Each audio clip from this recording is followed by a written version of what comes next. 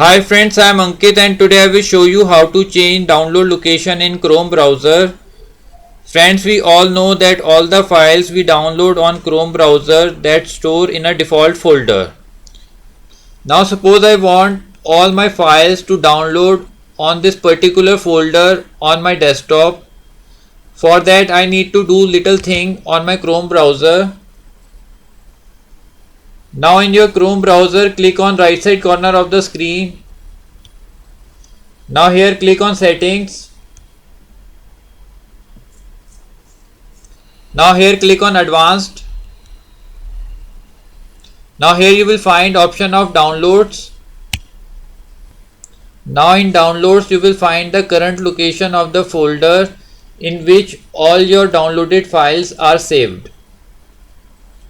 Now to change the location of the folder you need to click on change.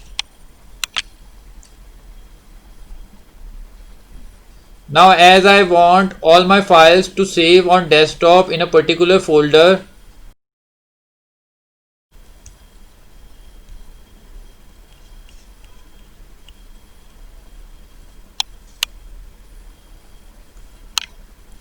now on desktop I have made a folder named all files.